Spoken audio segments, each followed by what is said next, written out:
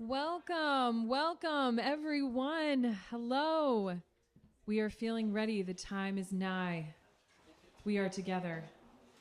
Find your seats. If you need a drink and find your seats, feel free to do so. My name is Meg Reynolds.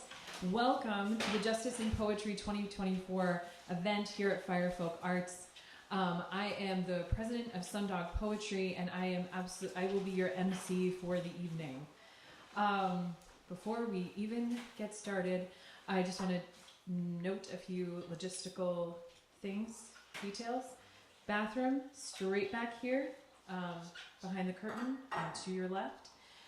Delicious, delicious food and drink back there, which I'm sure did not go, that absolutely went noticed. And merch on the table just there, plus information about Sundog if you are unfamiliar, books by tonight's authors and other Sundog authors. And board members are here and out and about, and myself, so as we mingle perhaps later, if you have any questions, please ask them. We're all very friendly. So that's some of the logistical stuff. Before we get any further with tonight's absolutely lovely programming, we do have a special guest here this evening. Vermont Secretary of State Sarah Copeland Hanzas is here, so she's going to step up and make a few comments before we begin. Everybody, please welcome up Sarah.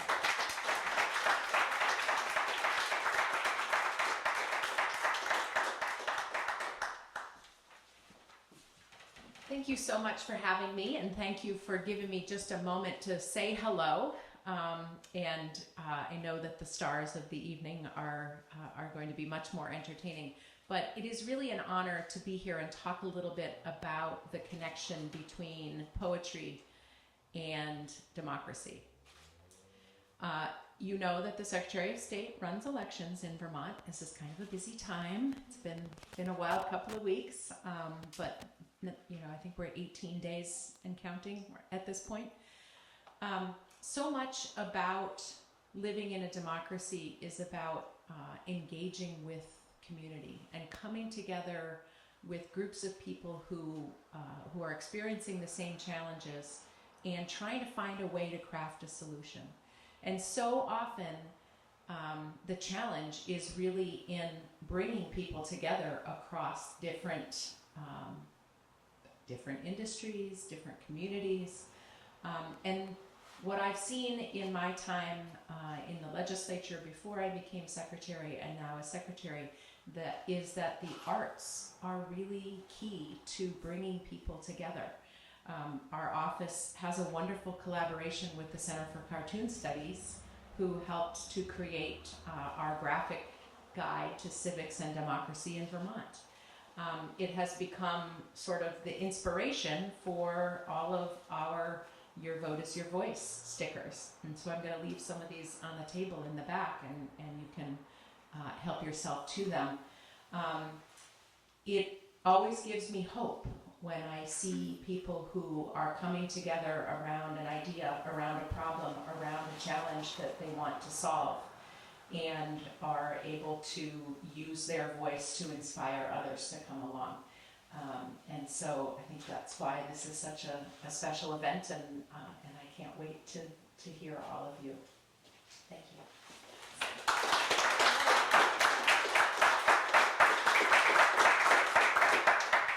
Thank you so much for being here. Those lovely comments. All right, let us get started this evening. Before we begin, I just want to let you all know what's about to happen to you. You'll hear a few introductory remarks about our sponsors and this beautiful space, and then kind of the themes that we've brought together this evening. Then the real stars of the night will get up and read their poems. So first you'll hear from Emma Paris, then you will hear from Harmony Belle Devoe, and then you will hear from Rajnii Eddins, and then you will hear from Adrie Kusserow. So, and that is the deliciousness that you're about to hear. So we want to thank our co-sponsors for the evening, Vermont Humanities and Vermont Community Foundation, that makes our Sundog programming possible. We also want to obviously thank the wonderful folks at Firefolks Arts for this beautiful space and for being a vibrant cultural anchor here in Mad River Valley. And thank you so much to Mad River Valley TV for recording the event. and Tiana Kitchen for the gorgeous food, and Wild Sings the Bird for their craft cocktails, which were paired with poems this evening. Just adding a little extra something to the event made me so happy. Our programming is also made possible specifically the Vermont Youth Poet Laureate program through partnerships with the Clemens Family Farm, Young Writers Project, Root Stonehouse, and was funded in part by the Vermont Community Foundation, Vermont Humanities, and Vermont Arts Council. So this is a real blending of many art communities here in Vermont that are, and you're going to hear the fruits of that work tonight. So Justice in Poetry is an annual program that Sundog puts on, and we've had it over the past few years about a number of themes. This theme this evening is Justice and Poetry for All. We are in another unprecedented, critical, historical election year, and so coming together on the themes of democracy seemed to be the most sort of appropriate for what it is that we are all kind of living in historically at the moment. We also wanted to focus our attention on youth activism. We have two extraordinary youth poets this evening whose civic engagement and awareness really enlivens and vivifies their poetry. And so the way that youth voice has been present in the campaigning and the coming election, I think is really important. And Sundog believes it's very important. And so we are speaking to that this evening with this theme. It's also about speaking truth to power. This event is a showcase of poets who use their craft to challenge authority, expose injustice, and advocate for meaningful change. And so the hope is that we are taking the fire that is lit by these poems this evening and then bringing it out into our communities, whether that is, there are just so many different layers of activism that we can be doing as thinkers, as poets, as scholars, as community members and Vermonters, and that we are hoping to light some of those fires this evening. So with that in mind, I just wanted to share a poem by Devoe Smith that I thought of when we were coming up with this theme. And so before I read a poem, let's just all take a big, deep breath together. Can we just all, I'm going to say breathe in and out, we'll be here together. All right, let's take a big, deep breath in. And feel your feet on the floor, your body in your chair, your concentration slowing and being present. I need that as much as you all. So I'm going to read this beautiful poem by Devoe Smith entitled My President from their book Homie.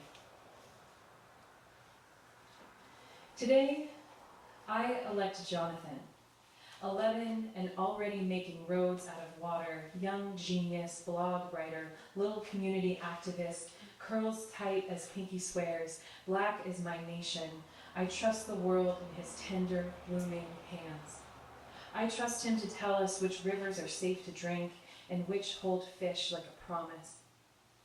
And I elect Eve Ewing, who I know would misfrizzle the country into one big classroom where grandmas finger paint the national budget and uncles stand around smoking blacks, plotting on stars for our escape.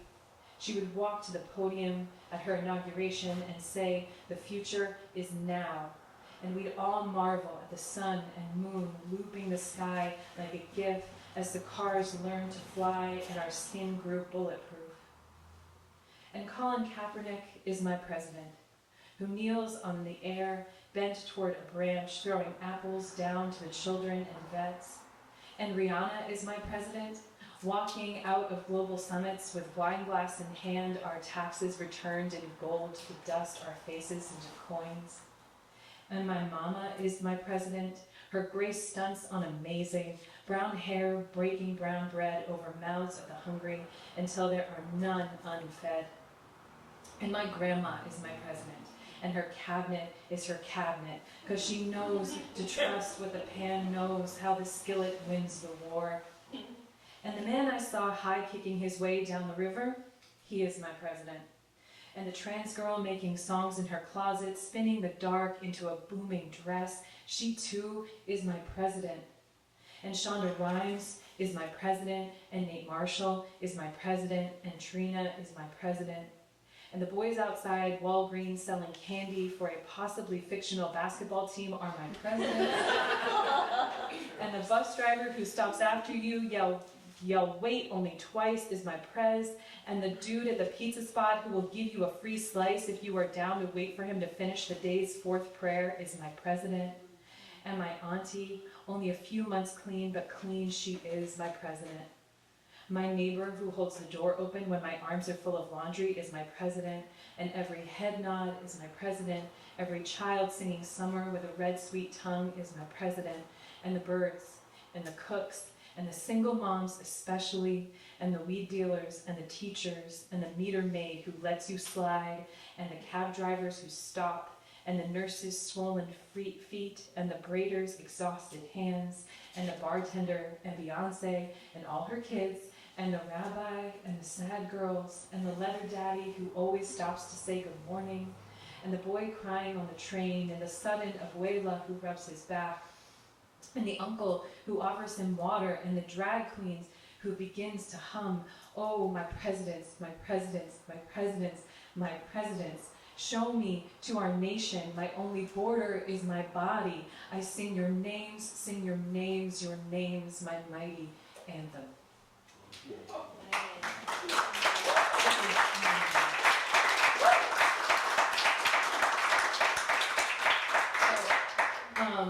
To all of you, my presidents, we are getting ready to begin this programming this evening. Just a little background before we welcome up our beautiful poets that have come from the Vermont Youth Poet Laureate program. It is in partnership with Sundog Poetry and Urban Word, which is the nation's oldest youth literary arts organization and the founder of the National Youth Poet Laureate program. Our local collaborators, as I mentioned, are Clemens Farm, Flynn Center, Ruth Stonehouse, and Young Writers Project. It celebrates our nation's top youth poets who are committed to artistic excellence, civic engagement, and social impact. Currently, the National Youth Poet Laureate program serves in more than 70 cities, states, and counties and has been featured in every major news outlet in the country, including CNN, PBS, NPR, and many, many other publications and public spaces. So this is an organization, Urban Word, now in partnership with Sundog, putting poets out into the world to say the truth, to speak truth to power. 2024 is our first year of this program, so the poets that you hear this evening are the first participants in this program. And so they are kicking us off with incredible style. So after all that, let us get to these poets. So first you will meet Emma Paris. She's a young writer, naturalist, activist, and introvert hailing from Putney, Vermont. Her work has received gold and silver keys from the Scholastic Art and Writing Awards in 2024. She's attended the Governor's Institute of the Arts in Castleton, as well as the Ruth Stonehouse Next Galaxy Retreat. She was the Youth Poet Laureate runner-up in 2024, and she is a first-year student at Bennington College studying creative writing and environmental science. I was one of the judges for the Vermont Youth Poet Laureate program, and I got to read all of these extraordinary entries from last year's contest. And in reading Emma's work, I just wanted to say a few words about that experience. It made me think of a statement that is often quoted by the street artist Banksy, but it is originated from the Mexican poet and academic Cesar A. Cruz, who reminds us that art should comfort the disturbed and disturb the comfortable. Emma, in her delicate and conscientious lyric, her attention to the world, when I read it, I felt comforted in my disturbance.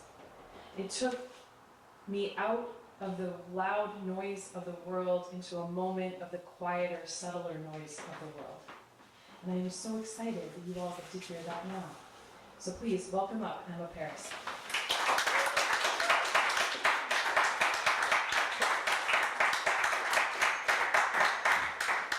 Thank you, Meg. That was beautiful. And it's so lovely to be meeting with you all in October.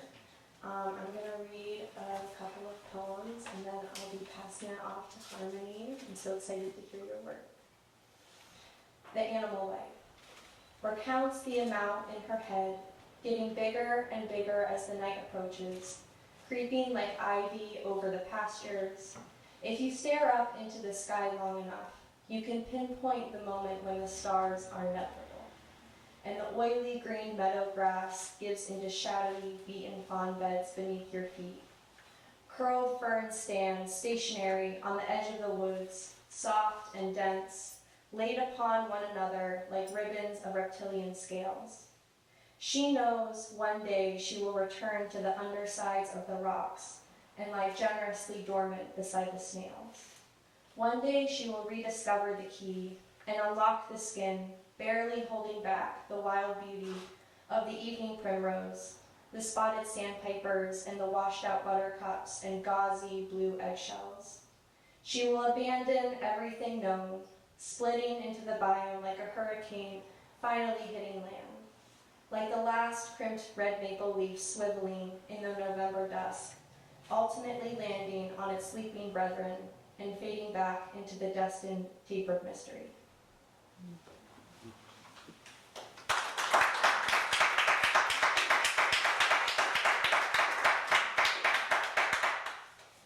I learned how frequently a heart can break. It's every 2 miles.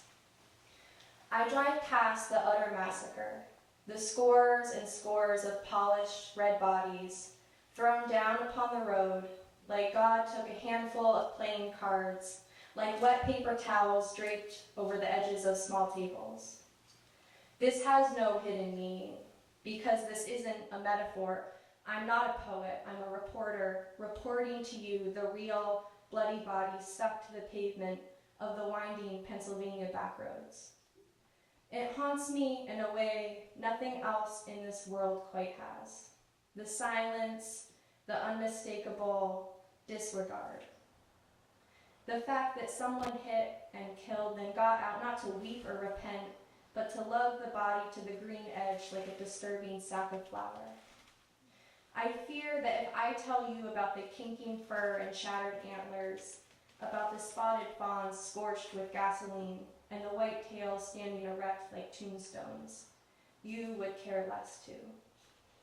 In the dusky blue air, I'm almost home now, leaving the fields of sweet corn and blood behind me, and I'm driving north towards the Green Mountains. I round a dense curve on 91, and there, like lightning split down the middle, is a young doe. She sways in the median like a pendulum over a dry country. She is alive and aware, trapped in the middle of her journey. Highways cross sacred deer trails, ancient methods of travel, and their paths to salvation become their last. I'm past her body in a second and continue driving, but almost unbeknownst to me, my body says a primitive prayer for her species, for the sanctity of this land. Please, no matter how much it hurts, let my heart keep breaking.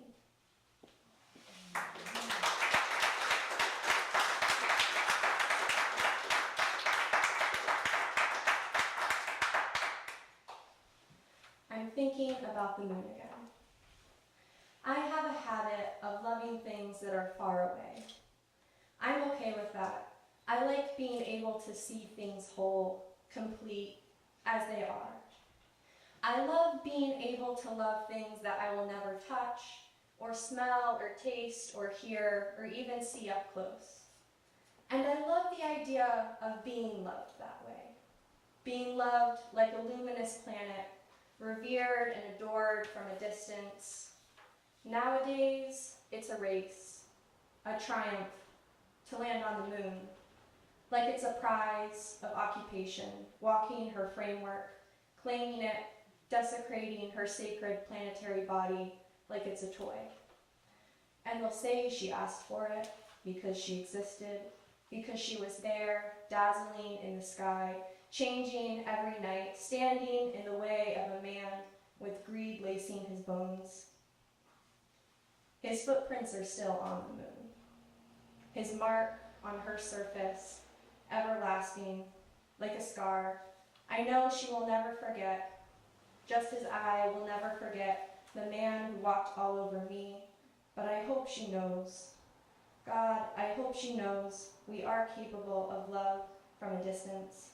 I hope she knows she is a deity in my eyes, worshipped as a goddess.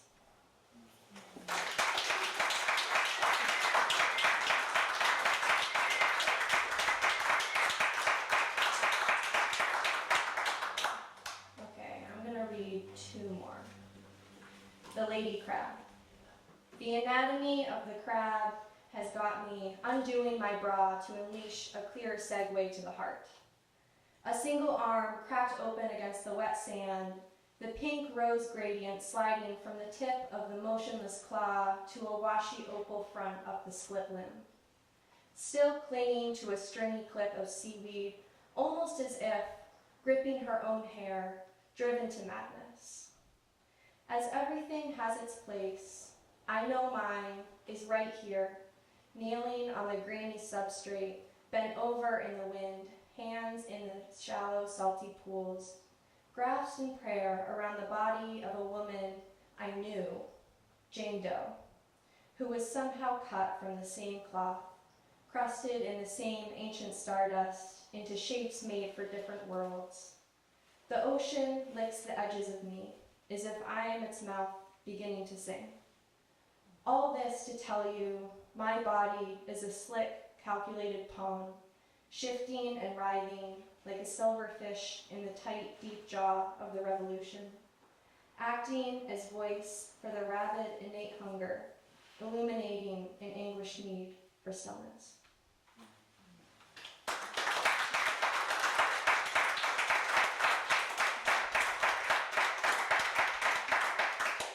All right, this is fairly new, so it's pretty experimental for me, but I'm gonna go for it because I'm feeling brave. Yes. In all sincerity, it is March and I'm starting to wander again. In the hollows of the woods across from my home, the land hugs the riverbed closer this spring. Chunks of ice laden with earthly debris bounce on the gentle currents and are swept downstream to where I know the herons will nest later this year. Titmice flit in the budding branches of the sugar maples, the frigid sap slipping out of fresh wounds, with tears from shimmery, closey eyes. It's that moment in evening when you can see the light changing from shielding the stars to exposing them. Dusk is restless and the breeze wisps around the brook. I sit in the center of wind and water and starlight, and I remember I voted yesterday. For the first time, I walked the polls and thought maybe a poet girl could make that difference. I existed that day in the strength and the blindness that was our potential. And when dawn split the American skies next morning, it shone with the lonely and singular peak of our efforts. I don't speak this language. I am learning to choose the lesser evil, but in the budding green forest, I am surrounded by every good thing in this world, alive, despite it all. Thank you.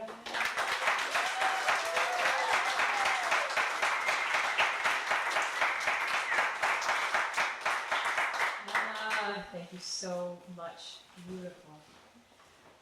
Now I have the pleasure of welcoming up Harmony Belle Devoe. Harmony Belle Devoe places a high value on the transformative power of words to educate, inspire, and create social impact.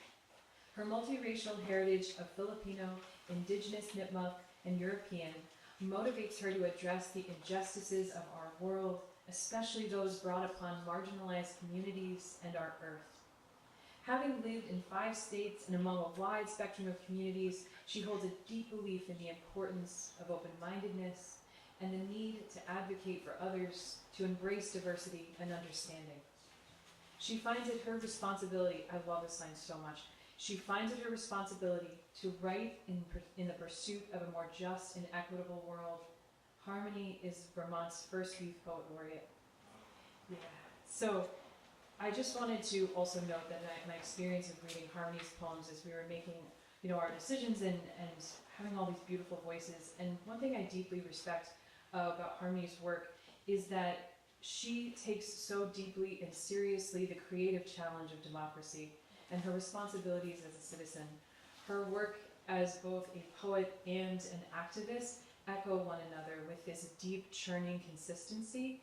The bravery and awareness that she brings to her work and her understanding of the world, it just is something we could all emulate. It is clarity, it is clear and aware and brave and deeply inspiring. So I welcome up now Harmony Belle Devoe.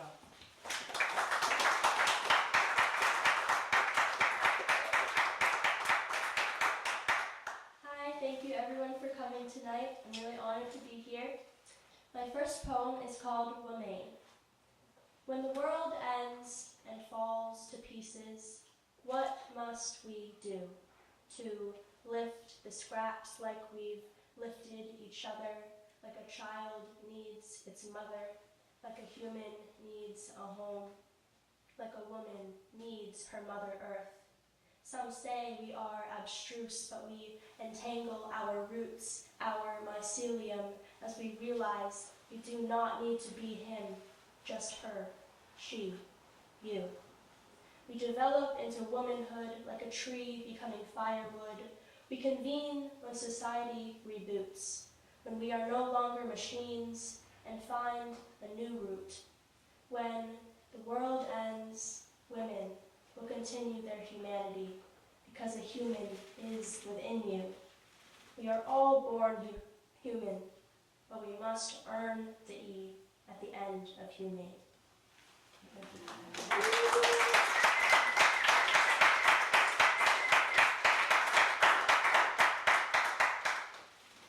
This summer, my parents and I visited my Lula, which is grandmother in in the Philippines, and its colonized name after Prince Philip of Spain. The islands where my Lula is from are the Visayas, and we learned about her homeland and her culture, and we bought this shirt, which is called a Filipiniana, and they wear it to all their special occasions.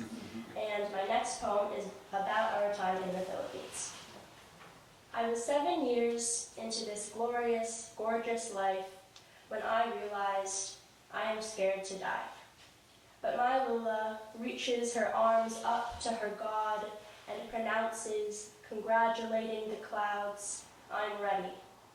She's ready to leave behind the sound of wind between leaves, the scent of standing on a coastline still, or seeing her family's smiles as she promenades downstairs.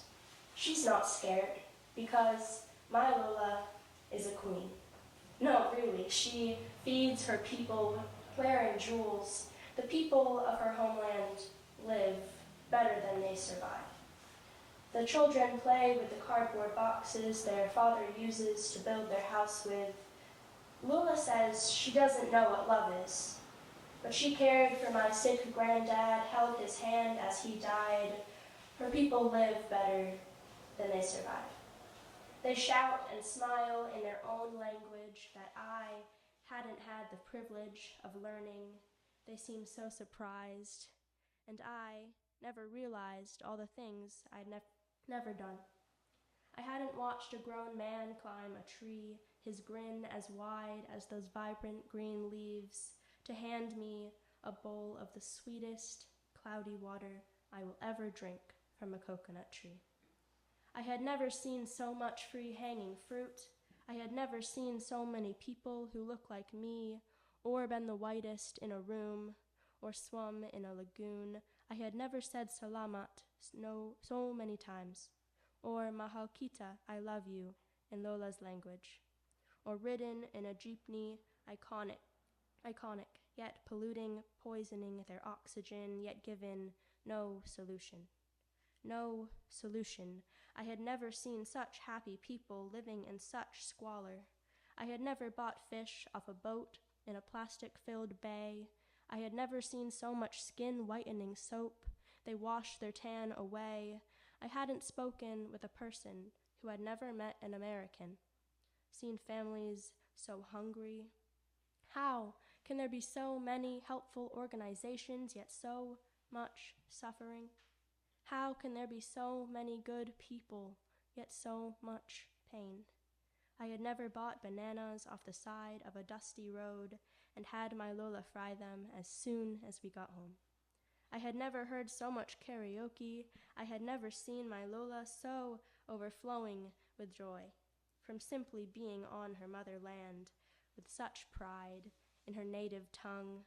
My Lola is a queen because she creates solutions. She addresses needs in high heels. She smiles, cheeks lifted, giant sunglasses shielding her face. She belly laughs wholeheartedly, dancing to her favorite disco essentials in a lopsided living room of her ancestors. She came back to her island to give back to her kin, 42 years after emigrating, and now I find that home is where your spirit lies. Home, maybe, where you feel most like a child.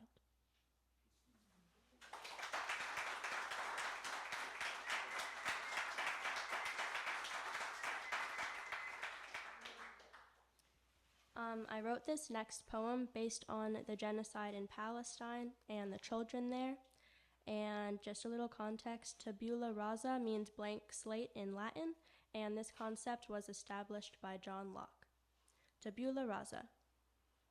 I stand for the kids. Whoever is hurting the most children, I will not be on their side. Their lives become dull as the rubble covers their homes as we pull the triggers. Anyone hurting children is unjust. If Locke was right, if everyone is born a blank slate, a chalkboard waiting for teachers' scribbles, then every child is innocent. Every child is innocent. No child deserves to die. No child is born with the urge to kill, the aspiration to assassinate. The only thing that turns a child to evil is society. The society of adults, of politicians, of insensitive people who allow more money to be spent on weapons to kill children than feeding or housing the children. I stand with the kids because I am one. And if I ignore what is happening to the other kids, if I turn around because I think it doesn't impact me, I would be just as awful and repulsive as the adults who allow all this for business. What if I was that kid, under rubble with bullets in my chest, a bomb in my home? No child deserves to be homeless, to lose their family, to be fed not food but lies, to die. Thank you.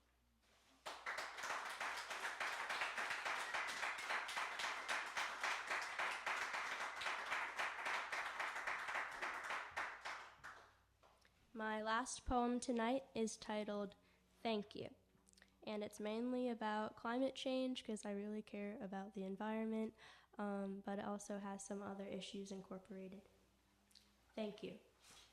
You twist the narrative. You are apathetic to the merit of those who have worked tirelessly to please. You expect youth to be proud.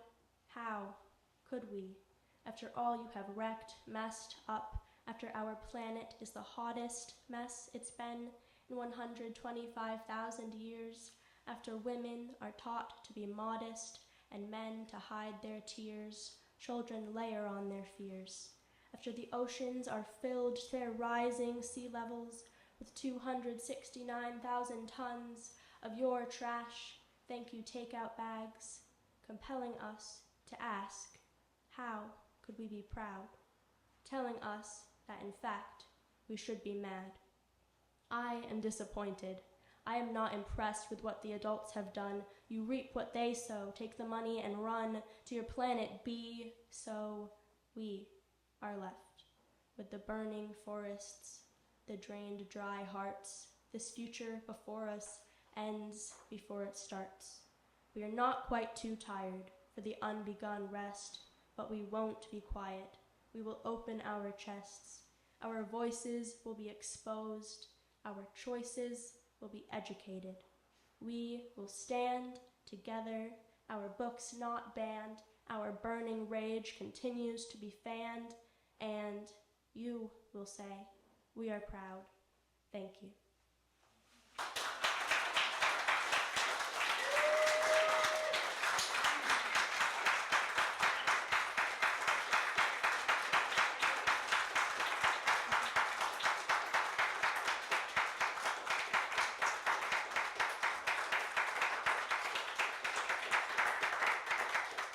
Thank you so much. Harmony, thank you so much. Astonishing, both of you. Just so pleased to be here with you all and hearing your poems.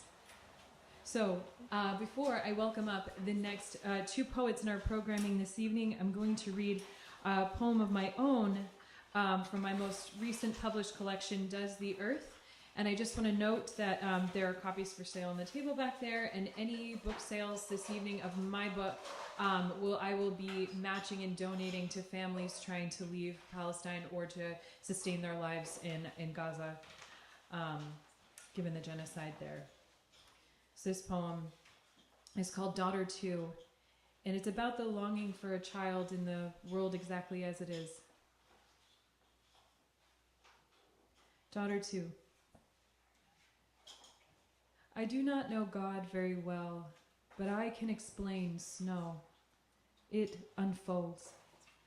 It is a quiet, sweeping whiteness hungry for our houses. We say, goodbye, house. Now you may never say goodbye, because either you or snow may stop arriving, and I am quiet when I think of you, and I think of you whenever I turn on the news. Here is a story that will please you. A young man found an octopus curled in the sand too far from the lip of the ocean. When the man returned the octopus to the water, the octopus swam to his foot and touched him with a tendril arm, lit her body with patterns of prismatic recognition. I will not make a habit of telling you what to recognize, though I will tell you, jellyfish are translucent teacups, umbrellas surrounded by rain, who once threw themselves into the mouth of a nuclear reactor. Norwegian engineers pulled their bodies from the machinery in fistfuls of slick parachute. Animals are inconvenient. You are inconvenient. But that must be how God works, by sending the smoothest and most irritating warriors into the fray. A warrior is one who drives their shoulder into time, who pearls their bones in it. I'm sorry that I can't stop telling you how the world is. It is unfair to ask you anything. So instead, I will feed you into the mouth of time, drawn out, oceanic. Don't worry. Before long, I'll follow.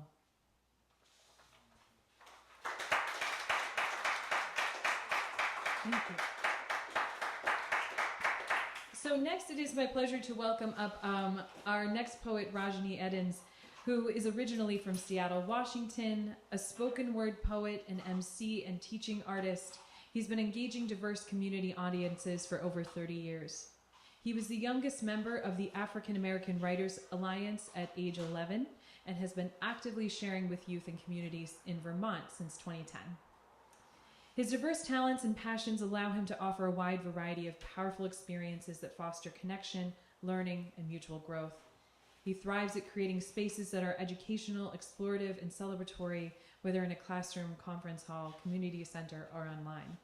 I've been friends with and collaborating with and making poetry with Rajnii for over a decade now here in Vermont. I met him when I first got here and was a baby little Burlington poet, and he was encouraging my work then, and I have witnessed him, his work, on top of being extraordinary and improvisational and big and just taking up all this fabulous visionary space, he also is a visionary of community creation. I don't know where young artists and poets would be without artists like Rajnii, who mentor others. He doesn't think just of his own work. He also thinks of how he can use his creative powers to make more work possible. And that is an astonishing gift. The gift of art and poetry to a young mind who is hungry for it is life-altering. And I can't imagine just the breadth of difference Rajnii has made for poets in Vermont and all over our country. So now I'm going to welcome him up so he can share his poems. Welcome up, Rajnii Eddins.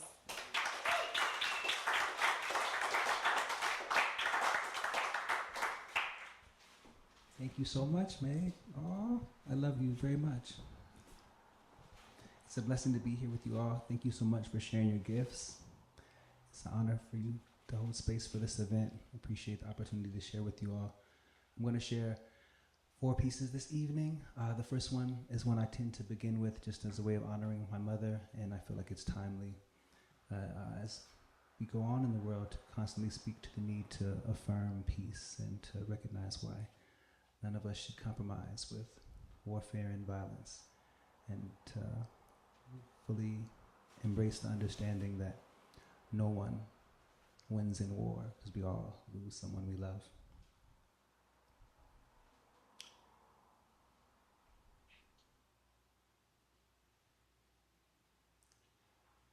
I'd like there to be a war where nobody came. I'd like there to be a war where the gunners didn't show and the flyers didn't flow like a river carrying death to those below, where artillery moved too slow, missed the boat and the whole dang show. And we all refused to go. I said we all refused to go. I'd like there to be a war where nobody came. I'd like there to be a war where nobody came. Where the infantry said no, in crisp tones the taste of snow, and the bombers stated clear, they won't go in any year. And sharpshooters closed their eyes, much to the brass' great surprise. And there was peace with no reprise. We chose the peace with no reprise.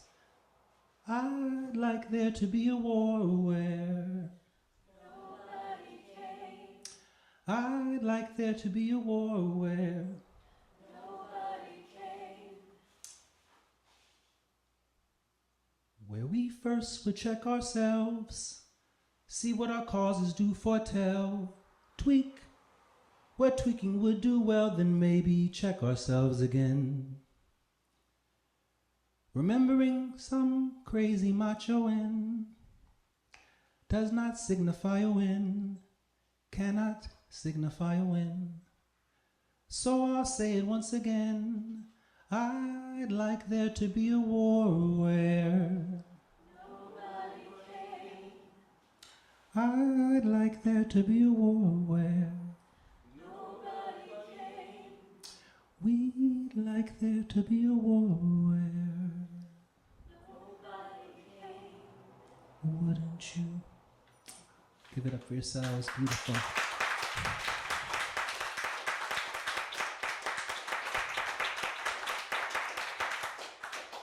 Yes, may the world know peace. I want to share a piece with you. Got some inspiration from you youth sharing new pieces, being courageous. So I'm going to share one. We do a weekly event online for Black, Indigenous, Global Majority creatives. And so we did a kitchen sink poem. I was telling Meg about it in the car ride over. I said, maybe I'll share this piece. So we all gave each other 3 words each and had to put them on, about 24 words in total, into this poem. So this is the piece that came out of it. The kitchen sink. I let the tinkling vibration of the singing bowl ring across time and space, and with its ring, it did propose to me. An opening of channels and tributaries bid me a surreptitious surrender. We let the subtle susurrations of moonlight cradling the grass baby-like give us permission to let ourselves be swallowed by the forest floor. We know the mycelium here like only family can. We dream in sepia tones and watercolors whenever we want to. You ask of me anything. All I'll ever answer is yes, grace, love. Our bones know this well. We refuse to corroborate the stories of those with grotesque obsessions with logic, whose bottom line is always hinged on a bottomless appetite. Here, Grandma. Grandmama cooked these grains, gathered them from her garden, her sweat mixed in with the salt. She washed them in her kitchen sink. This food she put her feet in, and this dish got my ink. It might stink to high heavens like chitlins, feel like something make you shame till it make you proud. You found a way to survive. Yeah, it do be like that sometimes. This poem be running from here to Jabalia and back, be crisscrossing timelines to trace the figure eights of black bodies beneath the deep blue, be crisscrossing timelines, 'cause genocide is never timely, and the choir says preach. The congregation poise on a bead of sweat and a crystal clear sun ray, giving new birth to a tambourine. This is where I live, love, where I flow. Beneath the depths, you'll find me here. I can breathe. Imagine a place we all can. Imagine a beauty conjured by love's creative fire.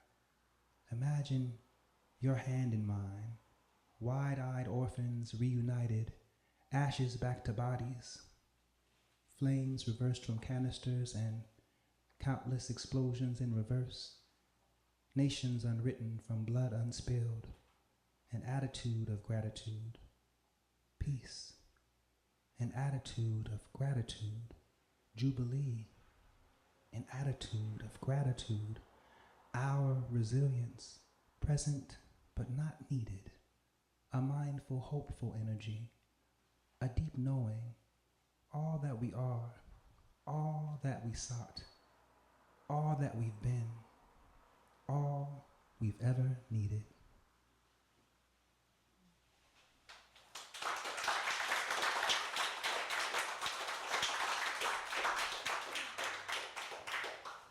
All right, we'll share two more pieces. Thank you so much for holding space. This is a piece that was shared quite often during the global protests of 2020 to speak to the litany of domestic terrorism experienced by Black people. And I often share it as a lens to hold space for the necessity for humanizing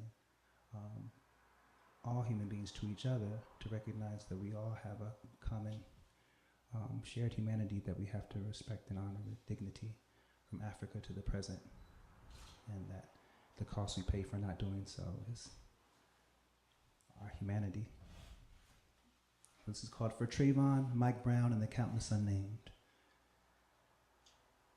Lynching is not dead.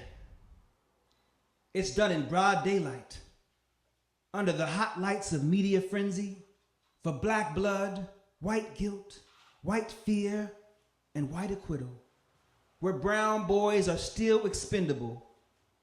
Michael Vick should have had Zimmerman's lawyer. Brown boys are worth less than black dogs. Trayvon should have been a brown lab. Maybe then we'd see more of a humane society's presence.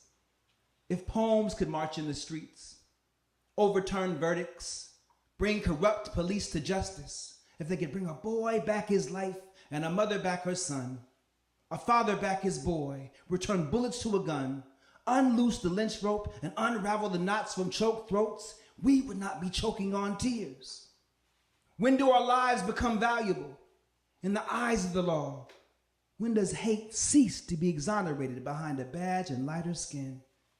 And God forbid you wear a hoodie in the rain while having black skin with Skittles in your pocket. You can taste the rainbow, but you can't taste freedom. You can taste your own blood, but you can't taste the rainbow. Diversity is white people's code word for niggers. You can taste the rainbow, but not if you're too dark.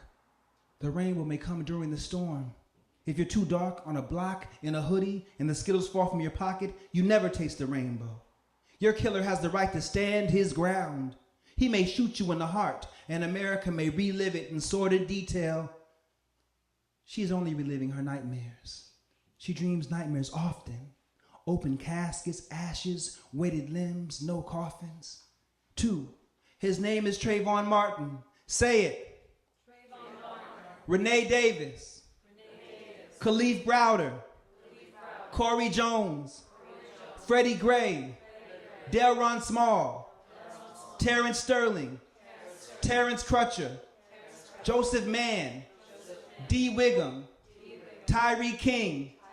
Keith Lamont Scott. Darren Seals. DeAndre Joshua. Philando Castile. Alton Sterling. Corin Gaines. Oscar Grant. Mackenzie Cochran. The Charleston Nine. Kimani Gray. Sean Bell. Sandra Bland. Joyce Cornell. Maya Hall. Troy Good. Tarika Wilson. Aaron Campbell. Alonzo Ashley. Renell Lewis. Victor White. Dante Parker. Ezel Ford. Keith Vidal. Michael Brown. Jordan Davis.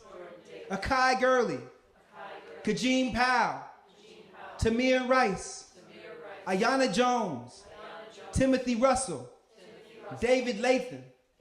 Chavez Carter. Yvette Smith. Rakia Boyd. Luis Rodriguez. Matthew Paulo. Amadou Diallo. His name, he has a name. His name is I Can't Breathe. His name is Emmett Till. His name, you must remember his name. James Byrd Jr. He may whisper it in the wind. You may hear it in your skin. His name is Guilty. In his innocence. Freedom fighter. Martyr. Troublemaker. His name, Malcolm X, Martin Luther King, he has a name. His name is Black Boy, Blacklisted, Blackballed. His name is Black Power. Black babies in the black market for green cash. Stolen life, tied to a tree, burnt at the stake. His name, probable cause, the Negro problem. Chalk outline, white man's fear. His name, ear for souvenir. His name, Black Nigger Boy. Fred Hampton, Huey P. Newton, Medgar Evers. His name saves lives, mobilizes movements. His name is Watch for a Black Messiah. Bullet to the heart. Boy in Jaws of Wolf. White girl card rape. Whistle too free. Head too high. His name looked me in my eye. His name must die. Gangster, thug, menace, stereotype. His name is Wretched Like Demon. His name is taken to the Iron Bridge on Main Street. His name's legs are pulled until its neck cracks. Stabbed, hung, shot, burned, ravaged by relic hunters. His name is Mistaken Identity. Scottsboro Boys, The Tuskegee Experiments, David Walker, Living, Breathing Black Manhood. Heathen, pagan, no salvation. His name is, you free nigga, now get over it. Kunta Kinte. Stolen African. Strange fruit. Stranger in a strange land. In danger of deranged hands. Enemy of the state. Genetic dissenter. Asphalt art. Bloody memory. Collateral damage. White man's burden. That happened so long ago. Chain gang, wage slave, chattel, on the rack, in the irons, on the run, wanted. His name is Arthritic Hands That Felt More Thistles Than Cotton. His name is Put Your Hands Up. Spread them. Stop or I'll shoot. His name is Bang. 41 shots. Assata Shakur, Angela Davis, Breakfast Program, Black Panther Party for Self-Defense. His name is, he has a name. His name is Beaten Severely, urinated on, chained by the ankles. His name is dragged for 3 miles and decapitated. 81 places have the remains. His name is Missing an Arm. His name is Crackhead, War on Drugs, War on Poverty, Scapegoat, Sacrificial Lamb. His name is Kicked Carcass, Convict, Criminal, Thief, Drug Dealer, Victim, Still a Child whose name will never breathe again. His name has a mother. His name is Expendable, sundown laws, Jim Crow cars, Jim Crow bars. His name is racial profiling. In court, just call him profiling, because this is not about race.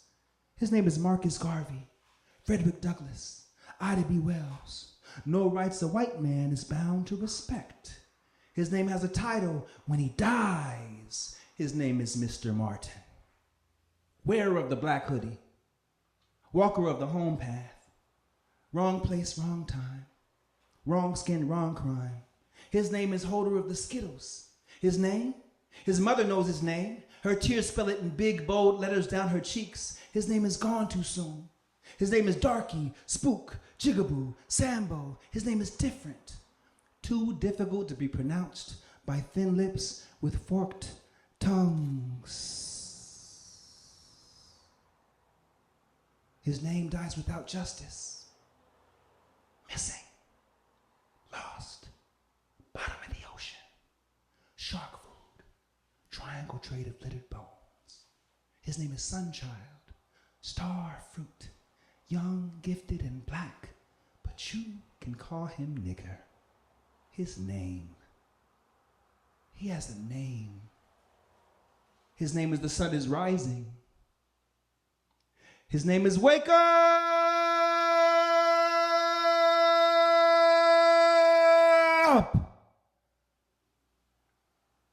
I know his name because his name is mine.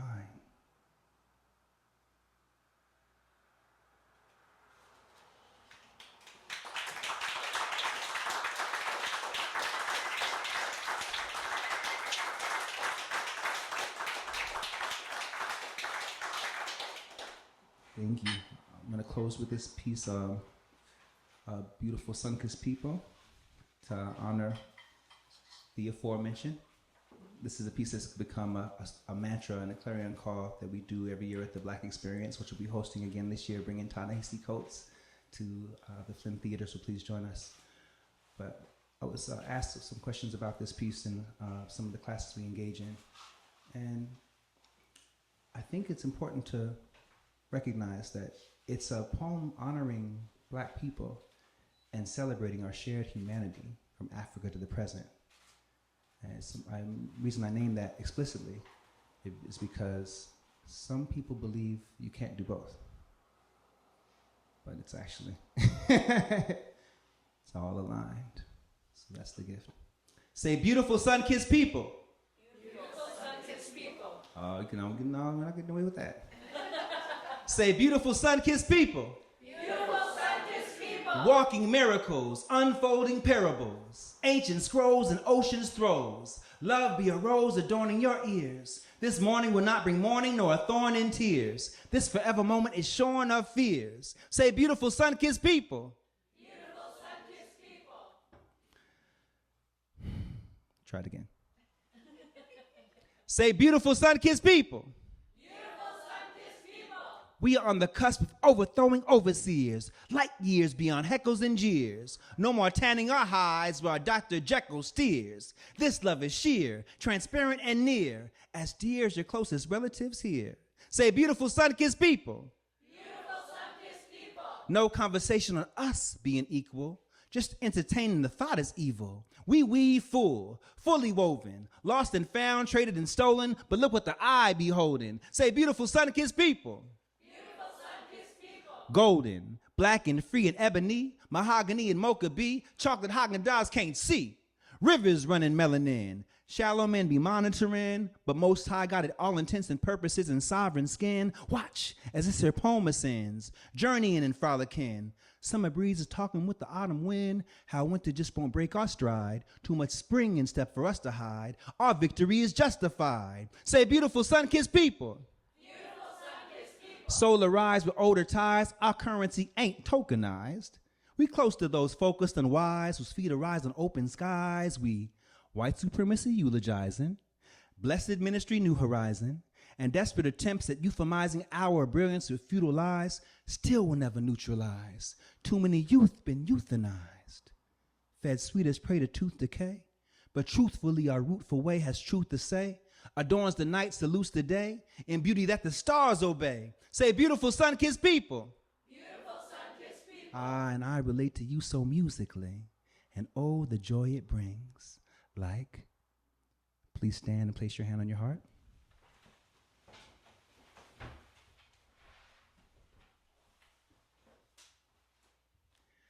Lift every voice and sing, till earth and heaven ring, ring with the harmonies of liberty. Let our rejoicing rise high as the listening skies. Let it resound loud as the rolling sea. Sing a song full of the faith that the dark past has taught us. Sing a song full of the hope that the present has brought us. Facing the rising sun of our new day begun, let us march on till victory is won. Thank you. Be seated.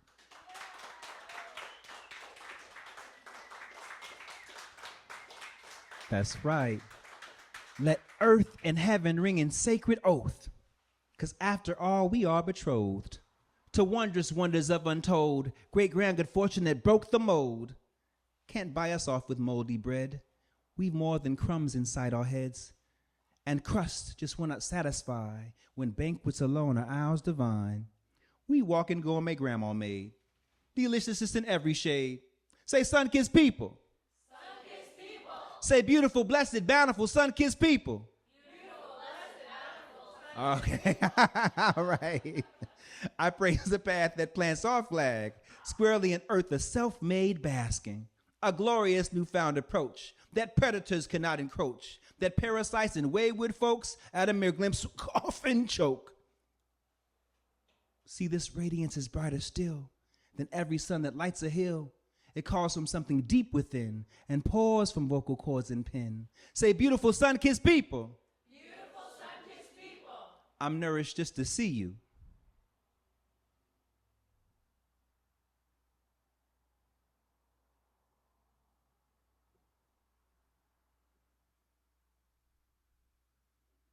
You furnish my living room with life abundant killing gloom. You water every plant I have and flourish my gardens green and vast. Sing lullabies to my inner child and soothe our fears of foul defile. You spray me with your sense of grace and lovingly embrace my face. Say, I am you and we are race that founded every human trace. Say, sun-kissed people. Sun-kissed people. I wake with your poems on my tongue. In my chest I hear your drum. From my lips I hear your hum. It gets me high and drunk as rum. On you I am forever spun. Your melanin I'll never shun. Your melanin I'll never shun. With you I am forever one. Has there been better? Never one. Say, sun-kissed people. Sun-kissed people. I bequeath these odes to you, your next of kin and children too, and their children's children's children's view will yet still match your vibrant hue. You supernatural sorcery to walk in temples gorgeously, shaming cathedrals far and near, make a white Christ pale in the mirror. Sun-kissed children, you are it. Don't let nobody tell you shh, unless they fertilize in soil, to grow a rose regal and royal, to don a rose upon a rose of red and black and green and gold, so poetically bestowed it dignifies your inner throne. Sun-kissed children, marvelous, miraculous magnificence, outlandishly so unabashed, unapologetic sass, ultra-magnetic blackness, the right goddess on your epitaph. That's blasphemy, surely, right? Because we know true gods never die. Sun-kissed children, you kiss my eyes with all that sunshine you applying. I say I am in love for true, because you are me and I am you, from head to toe and all between. I love these princes, kings, and queens. I even find you in my dreams. And when I wake, I vow to breathe in, and breathe the vow, breathe out. Every vowel and consonant I can pronounce. Announce the cosmos all your feats. Build castles for your sweet retreats. Goose feather pillows, black satin sheets. A sacred lounge to rest your crown from all them wounds been crying out. Sun-kissed people have no doubt. You're all I am, what I'm about. Can't tell my story without your page. Every chapter'd be erased. You sew my lines so seamlessly. We vibe on higher frequency. So let's not love in secrecy. My sun-kissed people, we be's the key. Blessings.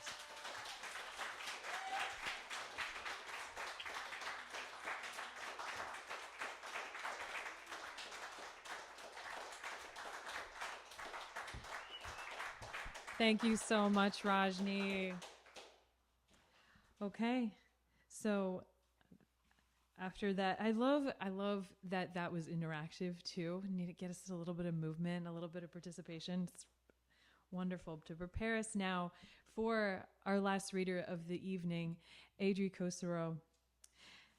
She is the author of 3 books of poetry, including Refuge, Hunting Down the Monk from Boa Editions, and most recently, The Trauma Mantras, a memoir in prose poems, as well as an ethnography of American individualism. Oh, an ethnography entitled American Individualisms. Pardon me. Her work has been featured in many journals and anthologies, including Best American Poetry, American Poetry Review, Harvard Review, Prairie Schooner, and many others. Her work has also been featured as an anthropologist in The Crumpled Paper Boats, Experiments in Ethnographic Writing, and a different ethnography. And she is also the co-editor for Anthropology and Humanism and Green Mountains Review, and taught poetry in South Sudan and Bhutan on behalf of the Iowa International Writers Conference and the U.S. Department of State. She is also the co-founder of Africa ELI, along with the Lost Boys of Sudan, resettled in Vermont, which supports refugee girls as education. She is currently the chair of the Department of Sociology and Anthropology at St. Michael's College in Colchester. She is an extraordinarily accomplished person, an anthropologist and poet, and I just wanted you all to know all of that before she comes up here and reads her poems. And I read Adrie's most recent book, The Trauma Mantras, and I confess to you that I finished it weeping. The book itself is written in prose poems. Have any of you read prose poems before, or are familiar with that form? So many people are a little nervous about it because it blends and blurs the distinction between these two genres. Now, it's difficult to define as that form may be, and when you see it in Trauma Mantras, what you sort of are looking at is what looks like a book of short chapters. But when you start to read, you are cast into such submersions into the interior with language that is somehow both extraordinarily precise and loose. I liken it to a net. Perhaps the jeweled net of Indra that Kusserow mentions in her poems, a net that catches us a bit unaware, but holds us there in our awareness and stays with us through the churning difficulties of human existence. These are poems of parenthood and daughterhood and death and loss and illness and witnessing and human migration and climate change and all of what we face as a humanity right now. I think prose poems, therefore, and with its ready interweaving of the effable and ineffable, is the perfect form for the stories that Adrie tells in the Trauma Mantras, and that we need her to tell so that we can stand together in this startling awareness. We are all here in this room. We are also all here in her poems, looking ahead at a startling and uncertain future, but we are in it together. So please, everybody, please welcome up Adrie Kusserow.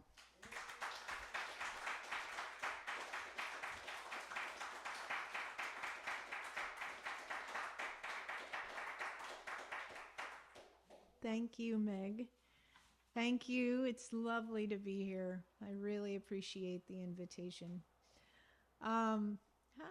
There. So let's see. I've worked with refugees for probably 2 decades now, internationally, but also very much in Vermont, mostly with South Sudanese and Bhutanese and Congolese refugees. And so I've had a lot of time to witness how Americans respond to refugees. And I've had a lot of time to witness how Americans attempt to heal refugees. And I think what's most fascinating and troublesome for me is to witness the ways in which refugees often present stories of suffering. They present, I hate to use the word we use all the time now, which is trauma. But I think I've been amazed at the levels of kind of importing our own psychological modes of healing onto refugees. So I want to start out with a poem that's called On the Brilliance of Your Story.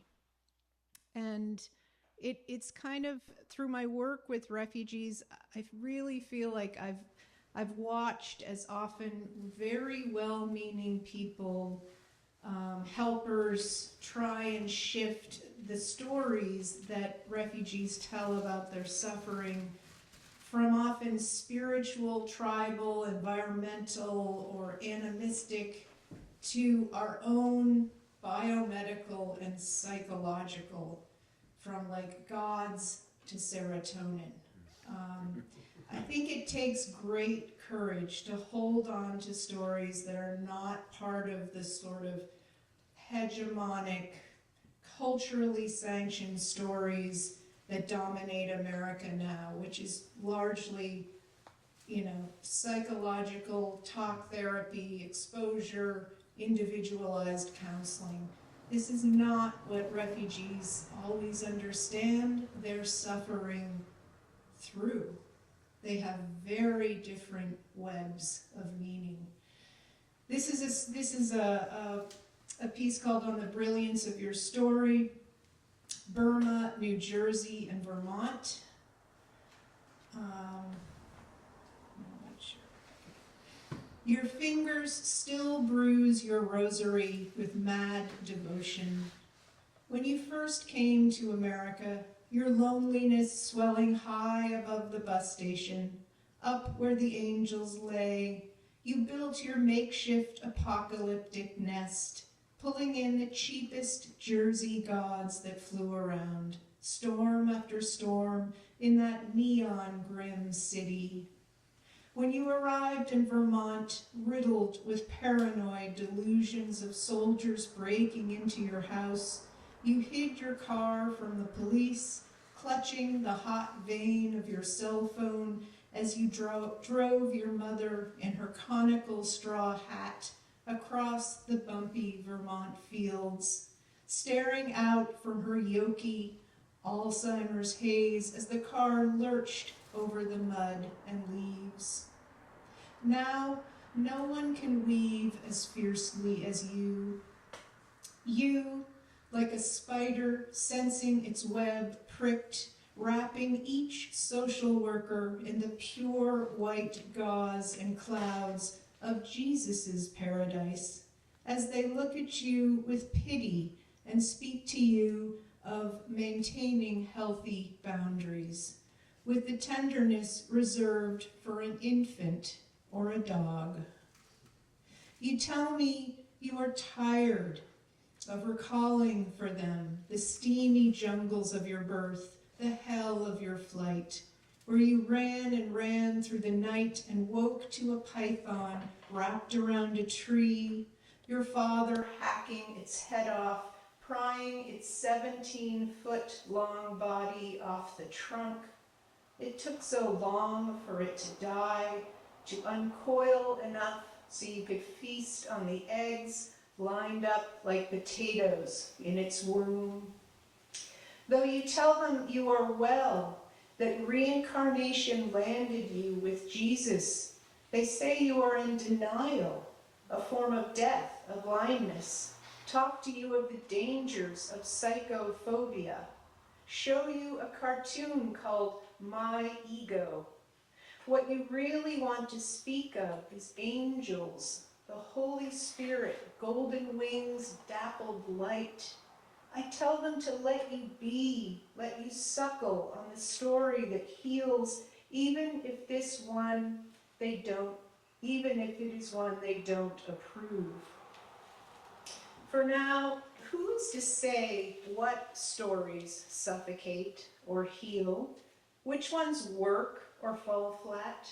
Which ones comfort us in the dark?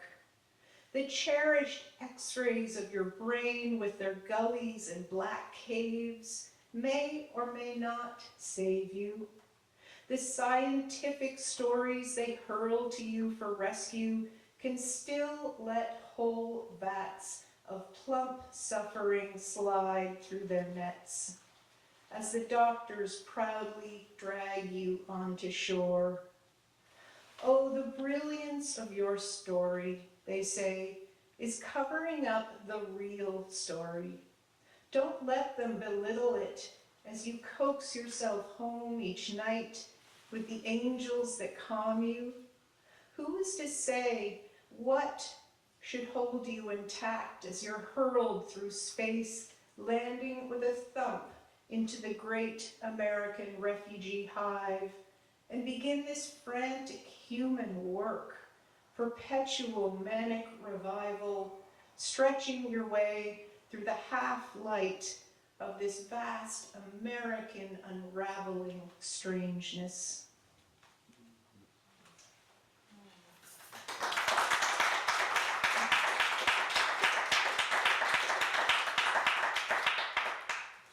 So I worked with a Congolese refugee for quite some time who was again asked to tell her story, her trauma story, over and over and over again.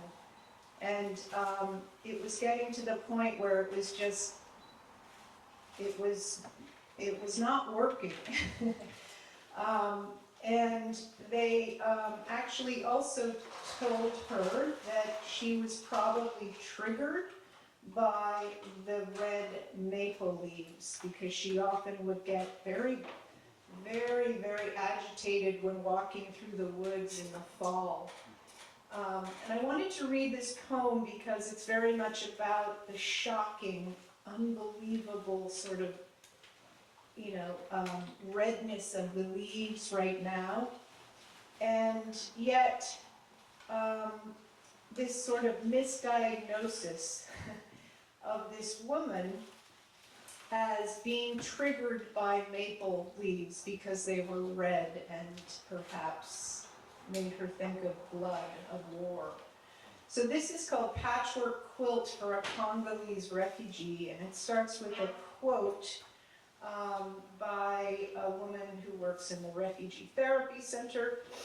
Not all want to relive the experience. Rather, they need help building up structures that contain and imprison it. Then they need to learn to live and move on.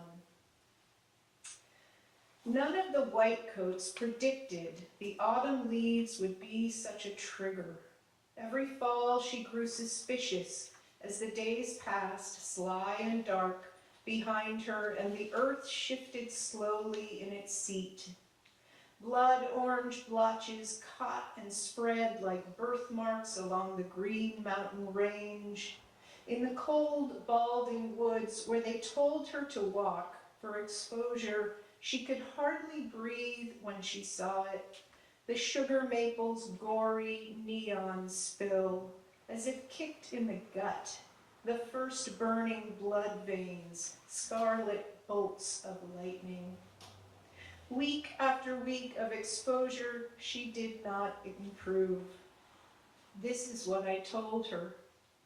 She could sit quietly, letting the lonely Catholic priest sew the dull needle of Jesus through the little jungle brute who crammed a gun up her nose. She could spend her whole life picking through images of gang-raped, machete-gutted women, cobbling together a patchwork quilt with its bold African traumas in vogue now.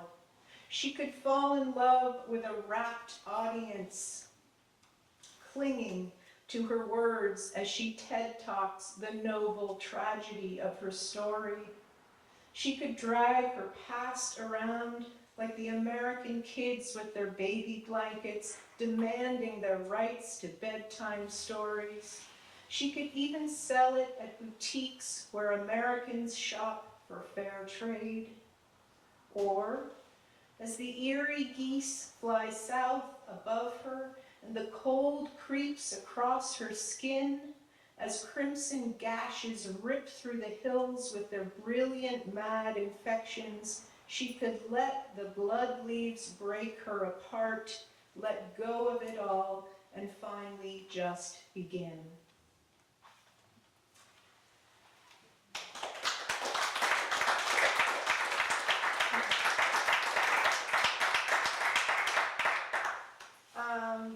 I'm going to read one called Stale Refugee.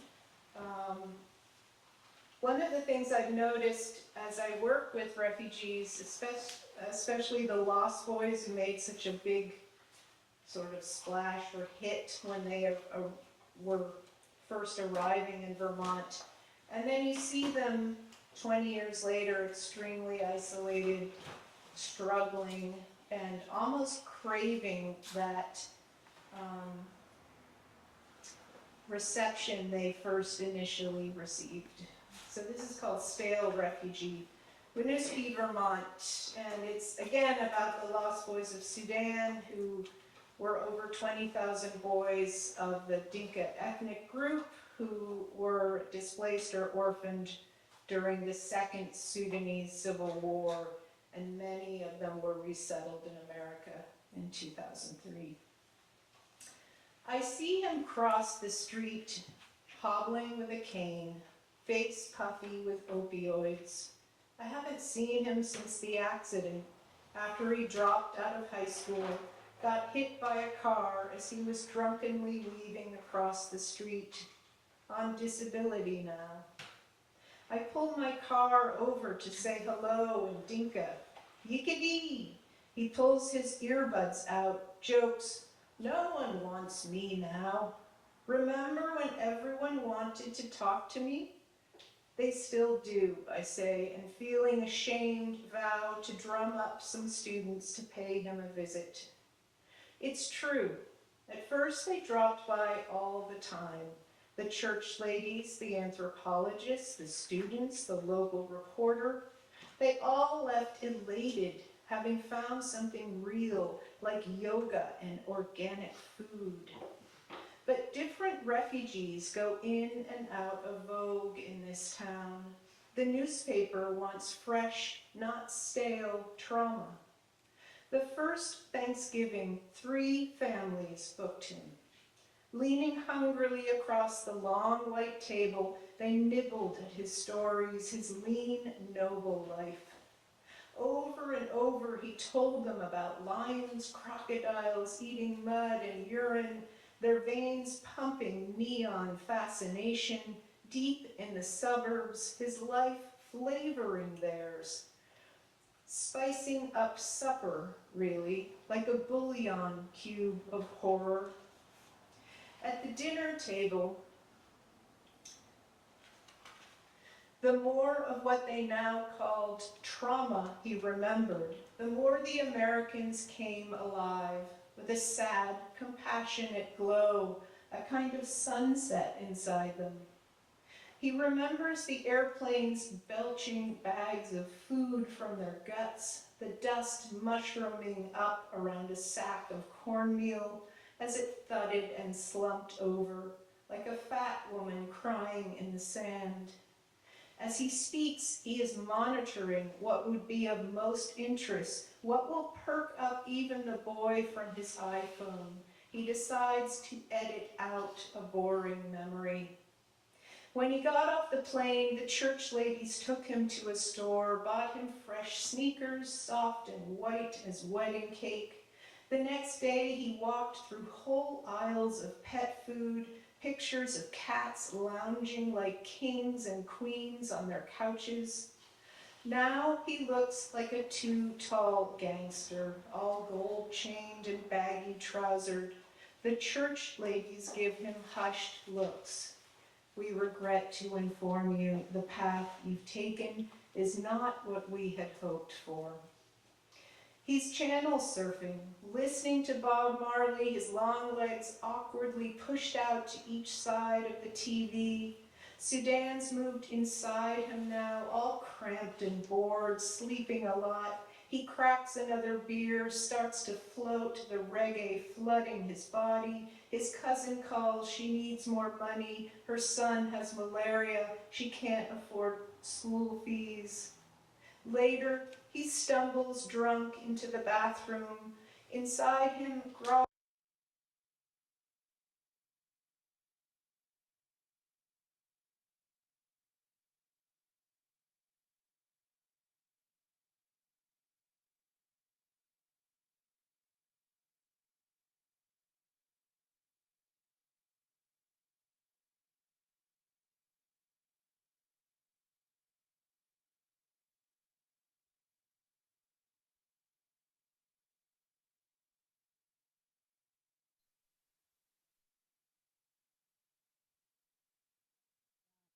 where the freshness of his trauma was sniffed out like raw meat, rolled in, chewed in big chunks. He wants to be wanted again for anything.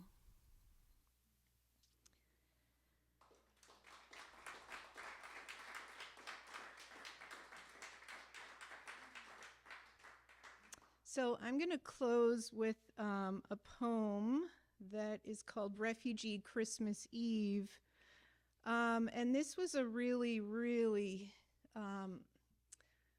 I worked with a Sudanese young man who was schizophrenic and became convinced that his family was poisoning him and ended up on the streets and homeless and nearly died. And it was this phenomenal struggle I had working with the mental health sort of counseling team that had worked with him in the past, who insisted it was PTSD because he was a refugee. And it was this sense that no, this could not be schizophrenia. It had to be PTSD. So I kind of had to witness this blindness as they almost like wanted to see like a refugee must have PTSD, and witness his near death, and it was excruciating. And this is when I went to visit him finally in Brattleboro Retreat Center, and this was Refugee Christmas Eve. Hush. Remember, the wind was howling, snow squalling into eddies and currents that writhed across the fields, vanished into blackness. I was sitting by your side on the locked, low stimulation floor as you sat, stunned, regal Dinka of the Blue Nile, on the psych ward's stiff white sheets, like a fallen blackbird beating against the glass you thought you could pass through. All night you kept watch in the United States of how are you feeling, where fluorescent bulbs sizzled, struck threads of lightning above you. Self-starved, indignant, you overturned trays while nurses dressed like astronauts shuffled around your bed. Each time you screamed, white coats rushed to watch the, quote, lost boy trauma. Though they tried to look solemn, I swear they could hardly hide their glee, such exotic displays of PTSD. When they finally left, we sat in the dark, the blizzard slamming itself against the window. Though we weren't supposed to, on account of your fragile psyche, we opened each other's childhoods anyway. And though our histories were not supposed to congeal, on account of my privilege, on account of our differing color of skin, let alone take to each other, our pasts grafted together into some clumsy mutation, some cross-cultural quasimodo that limped around the room and made us laugh. Later, despite the conspiracies I knew still whipped around your lonely skull, when the meds hit, your eyes rolled back and you fell into what should never be called sleep, I told you of the goodness even the snowy owls hold in their claws as they swoop the winter sky blood-hungry. I cradled your shaved skull with the tenderness meant for a robin's egg. I even sang. In fact, I was so good at it all night, even the owls looked longingly through our window. Thank you.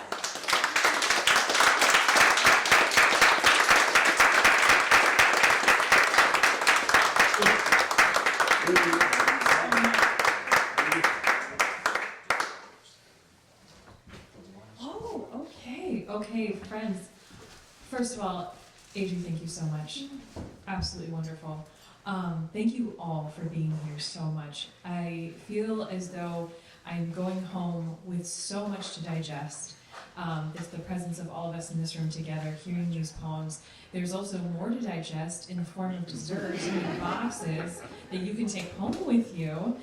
There are also poems and books on the back table if you are interested. If you need more of events like this, there are in a couple of weeks at the Rootstone House in Goshen, Harmony and Bianca Stone will be performing as poet laureates at the Beverages and Broadsides event. It's going to be absolutely lovely, and attendees get to go home with a broadside of one of Harmony's poems, plus artwork from a youth artist.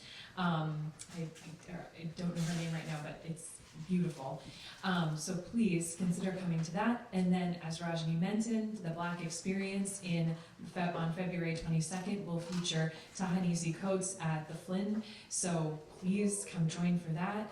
And just come find us, find each other for these kinds of gatherings and this poems. So, and I think that's it from me. So off you go with desserts and poems. Take good care of yourselves and each other and the words. Good night, everyone.